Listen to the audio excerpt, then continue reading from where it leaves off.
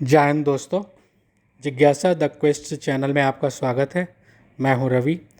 यहाँ हम आपको करंट अफेयर्स से संबंधित जानकारी देते हैं और यह हिंदी और इंग्लिश दोनों में उपलब्ध कराया जाता है ताकि दोनों माध्यम से तैयारी करने वाले छात्र इससे लाभान्वित हो सकें। चलिए देखते हैं आज के महत्वपूर्ण करंट अफेयर्स। मीराबाई चानू, जिनका पूरा नाम साइखोम मीराबाई चानू है और यह मणिपुर की रहने वाली हैं। इन्होंने 49 किलोग्राम भार वर्ग में कुल 202 किलोग्राम भार उठाकर भारत के लिए रजत पदक जीता है। उन्होंने स्नैच जर्क में 87 किलोग्राम और प्लेन जर्क में 115 किलोग्राम भार उठाया। इस प्रकार इन्होंने कुल 202 किलोग्राम वजन उठाया। इस प्रकार उन्होंने भारत के लिए पहला रजत पदक जीता।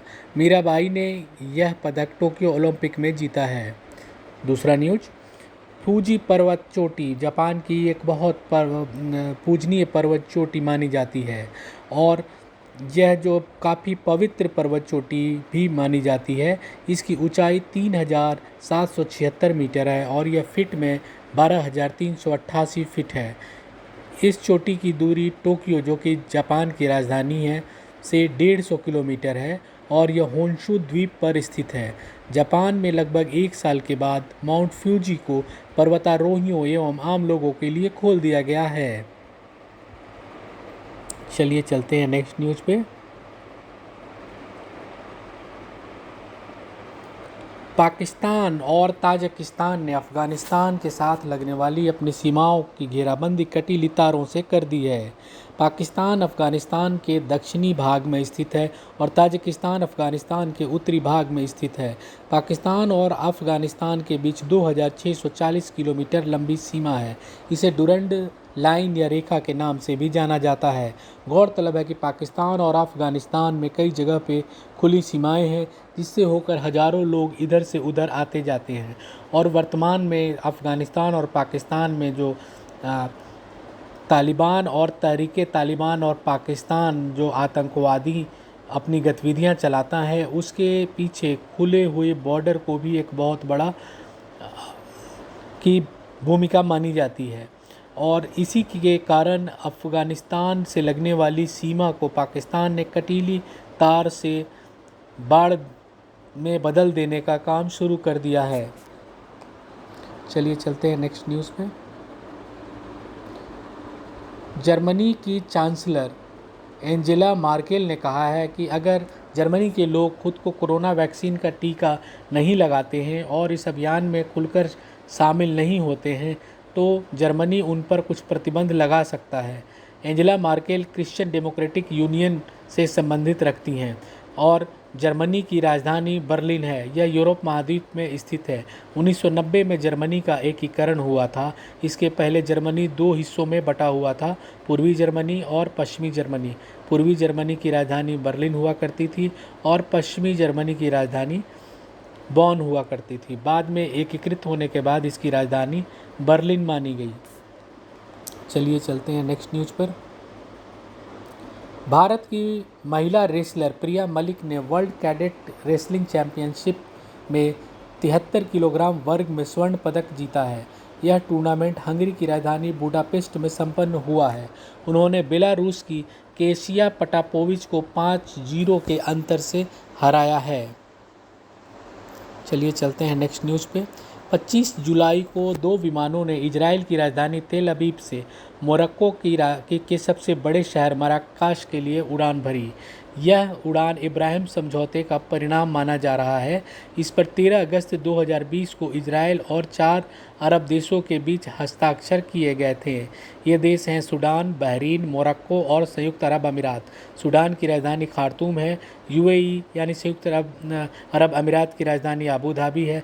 बहरीन की राजधानी मनामा है और मोरक्को की राजधानी रबात है। यह समझौता इजराइल एवं अरब देशों के मध्य अच्छे संबंध बनाने के लिए कराया गया था। अब्राहम अकॉर्ड यूएसए के निगरानी में किया गया था और अमेरिका चाहता है कि इजराइल को अरब देश मान्यता दें। हालांकि अब्राहम अकॉर्ड में अभी ये 4 देश, इन देशों ने सहमति दी है और बाकी अन्य अरब देश अभी इसे स्वीकार नहीं कर रहे हैं। चलिए चलते हैं नेक्स्ट न्यूज़ पे। यूनाइटेड अरब अमीरात यानी संयुक्त अरब अमीरात ने भारत, पाकिस्तान, बांग्लादेश और श्रीलंका से आने वाले विमानों को 28 जुलाई तक अपने यहाँ आने से रोक दिया है। यह रोक पहले भी जारी थी, लेकिन इसे बढ़ाकर 28 तारीख तक कर दिया गया है।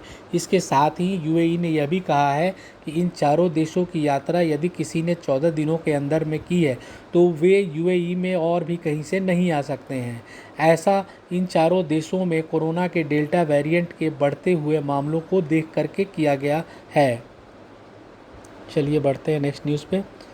हैटी के राष्ट्रपति जोवेनल मोइस की हत्या के बाद से हैटी में तनाव का माहौल है और लोग दहशत में हैं।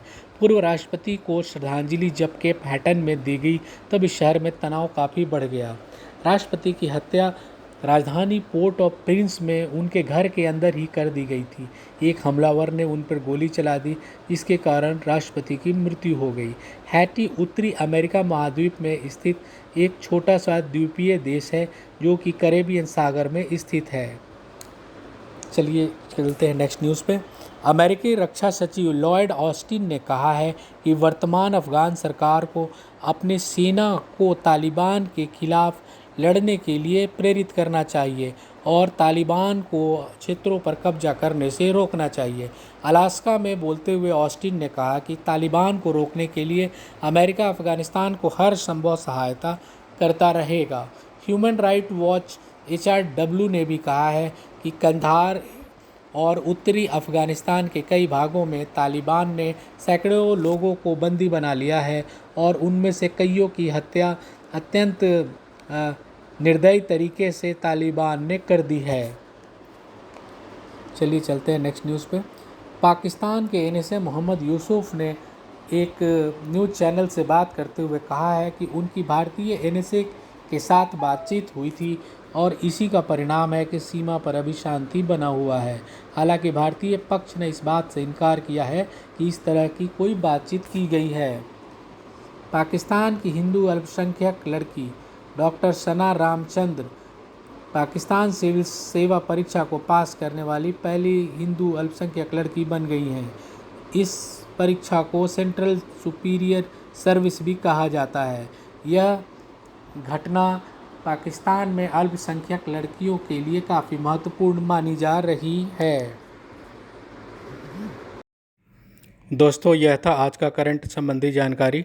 आपसे यह निवेदन है कि आप इस चैनल को लाइक और सब्सक्राइब ज़रूर करें, इससे हमारा उत्साहवर्धन होता है और आप इसे अपने स्टडीज़ ग्रुप में सर्कल में शेयर भी कर सकते हैं।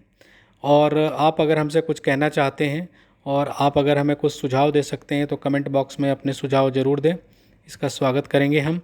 चलिए मिलते हैं अगले वीडियो में, तब तक के लिए नमस्कार।